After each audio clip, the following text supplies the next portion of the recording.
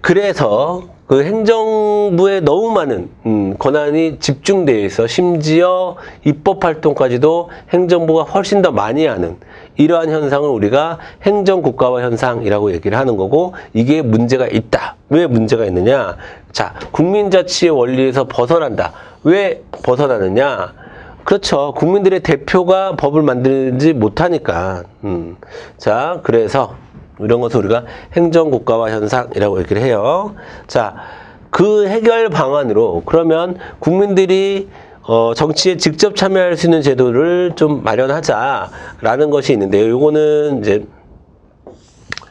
또 따로 공부하고요. 따로 또 이어서 말씀을 드리고, 자, 저는 그러면 이 행정국가화 현상에 대해서 조금 더 말씀을 드릴게요. 행정국가화 현상. 자, 행정국가화 현상에 일어나는 원인이 있을 겁니다. 자, 즉 행정국가화 현상의 원인으로 많이 거론되는 게 바로 복지국가예요. 여러분 좀 생뚱맞은 느낌이 들죠. 아까 우리가 공부했었던 적극적 국가론의 복지국가, 즉 복지국가로 가면 갈수록 행정부에 해야 될 일이 커져요. 그러다 보니까 행정부의 권한이 비대해진다라고 이제 평가를 해요. 자, 그리고 이 행정국가화 현상과 더불어서 또 하나, 자, 정당, 그러니까 국민들의 대표들이 국민들의 의사를 대변하지 않고 자신들의 소속 정당의 이해관계만 쫓아가는 현상을 우리가 자, 정당국가화 현상이라고 하거든요. 그리고 이 둘을 묶어서, 자, 이 둘을 묶어서 뭐라고 하느냐? 의회주의의 위기다. 혹은 간접민주주의, 대의민주주의의 위기 현상이다. 이렇게 얘기를 하는 거예요. 자, 아시겠죠? 그러니까 여러분들이 의회주의의 위기다 이렇게 얘기 나올 수도 있고 행정국가화 현상이 나올 수 있는데, 이 핵심은 국가화 현상의 핵심은 행정부가 입법부의 역할까지도 대신하는, 그럼으로써 자, 의회주의가 실현이 좀, 그러니까 그 국민자치의 원리가에서 벗어나는 그러한 현상을 우리가 행정국가화 현상이다라고 얘기를 하는 거예요. 아시겠죠? 이런 개념들 좀 정리를 해 두셔야 되고, 자, 그 다음에 이를 해결할 수 있는 방법으로 이제 대안으로 좀 제시가 되는 게 바로 호남민주주의입니다. 호남민주주의는 일단 여러분이 이런 느낌이 있으셔야 됩니다. 자, 호남민주주의는 자, 섞는다는 거잖아요. 간접 요만큼, 직접 이만큼 섞어 1대1의 비율로, 요게 아니에요. 자, 요런 개념이 아닙니다. 자, 어떻게 이해를 하셔야 되냐? 자, 간접 민주주의의 바탕 아래, 간접의 토대 아래,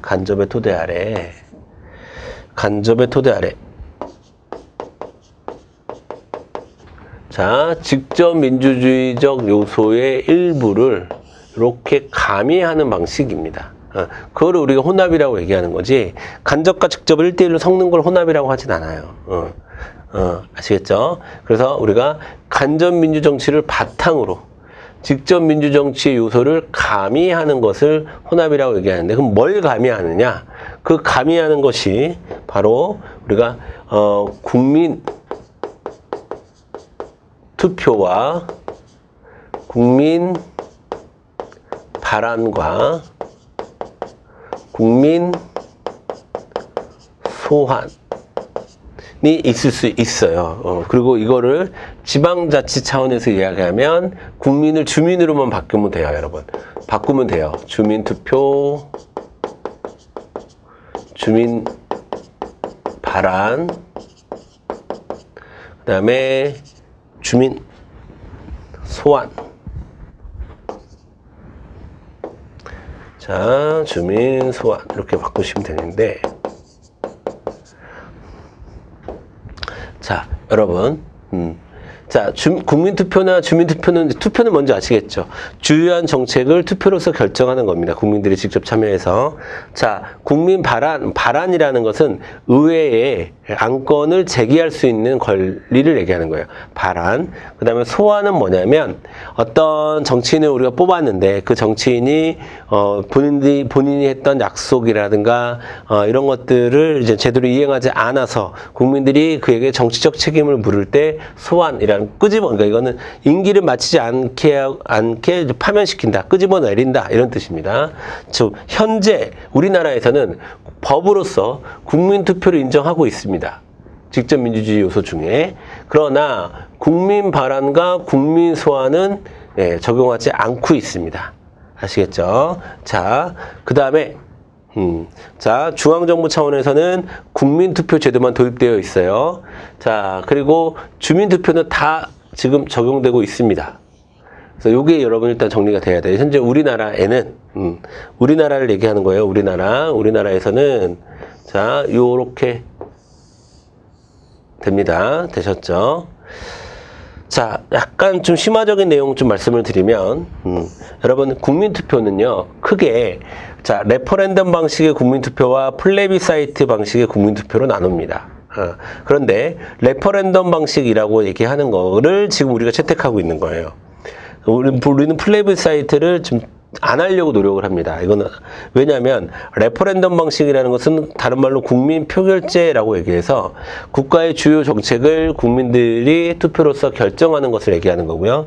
플레비사이트 같은 경우는 자, 정치인의 신임을 묻는 거예요. 신임을 물어서 이걸 우리가 다른 말로 신임 투표제라고도 부르는데 이렇게 되면 가끔 플레비사이트는 국민 투표 방식의 방식으로 어떤 독재 시스템을 좀 이렇게 그러니까 정상적이지 않은 뭐 쿠데타라든가 독재라든가 이런 것들을 유지시켜주는 그런 기능을 하게 됩니다. 그래서 이거는 이제 우리가 지향하는 우리 헌법에서 이야기하고 있는 국민투표는 레퍼런덤이다. 이렇게 여러분이 좀 국민 표결제다. 여기까지 좀 챙겨 두시면 되겠습니다.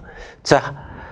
됐습니다. 그리고 이렇게 직접 민주주의적 요소를 좀 집어넣으면 행정국가화 현상과 같은 의회주의의 위기가 좀 해소되지 않겠느냐라는 주장도 있고 또 한편으로서 나오는 주장이 뭐냐면 아니다. 입법부의 역할을 입법부가 실력이 없어서 그렇다.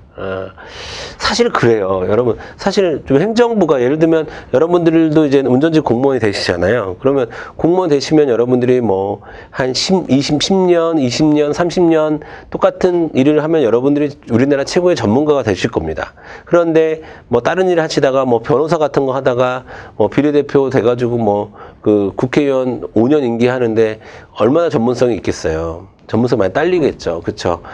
그래서, 자, 국회의 전문성을 높여주자. 그래서 비례대표를 확대하는 거는 국회의 전문성을 높일 수 있는 여러 가지 방법 중에 하나입니다. 왜냐하면 비례대표로 나올 수 있는 사람은 전문 정치인이 아니라 어떤 분야의 전문가들이 주로 비례대표를 통해서 선거에 출마를 하거든요. 자, 그래서, 자, 아니면 어떤 직업군을 대표하는 사람을 국회로 뽑던가, 아니면 정책 보좌 기능, 국회의원들의 실력이 부족하면 그 국회의원들의 실력을 보좌하는 그런 보좌진들을 잘 꾸릴 수 있게 도와준다거나 뭐 이런 방식의 노력을 좀 할 필요가 있지 않느냐라는 겁니다. 되셨죠? 자, 그 다음에 이제 출제 포인트 좀 빨리 좀 정리를 해볼게요. 자, 자, 행정국가화 현상은 행정권이 입법권, 문화 사법권보다 위에 쓰는 현상이다. 그러다 보니까, 자, 이거는 이제 행정국가화 현상의 원인으로 복지 업무가 확대되기 때문에, 그러면 이제 얘네들이 전문성이 떨어질 수밖에 없다. 행정부의 역할이, 강조될 수밖에 없다. 그런 얘기예요. 자, 그래서 해결 방법으로 요런 방법들, 지금 제가 방금 설명드렸던 방법도 있고, 아니면 직접 민주주의를 확대하기 위해서 전자민주주의 방식을 채택한다거나 요런 방법도 있다라는 거예요. 그 다음에 국회 전문성 증진을 우리가 얘기했던 것들 기억하시고요. 자, 됐습니다. 이런 것들도 있다라는 것 정도만 챙겨두시면 되겠습니다. 자, 되셨습니다. 자, 그리고 이제부터 우리가 이제 민주정치의 발전이라는 이름으로 이제 마치 역사 공부하듯이 아까 제가 잠깐 말씀드렸던 고대, 그 다음에 근대 민주주의 역사전 본격적으로 시민혁명이 왜 일어났고, 그 다음에 아까 잠깐 거론했던 차티스트 운동이라든가 현대 민주주의를 상징하는, 그 다음에 고대에 있었던 민의 이런 것들을 조금 더 자세하게 들여다보는, 자, 발전 과정에 대한 이야기를 한번 좀 해보도록 하겠습니다.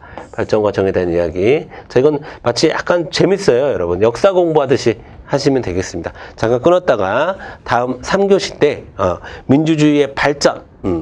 자, 미리 좀 말씀을 드려놓은 게 있기 때문에 고대, 근대, 현대 이렇게 세 가지예요. 고대는 그리스 아테네의 민의 중심의 정치 체제에 대해서 조금 더 깊게 볼 거고요. 근대는 그쵸, 사회계약서를 이미 봤으니까 시민혁명을 중심으로 볼 예정입니다. 그 다음에 현대는 아까도 말씀드렸듯이 차티스트 운동을 기점으로 보통선거권이 누구나 투표에 참여할 수 있는 권리가 보통 선거권, 다른 말로 참정권이 어떻게 확대되었는가, 요걸 좀 보겠습니다. 여기 역사를 좀 같이 보도록 하겠습니다. 여러분 다음 시간에 또 뵙도록 하겠습니다. 수고하셨습니다.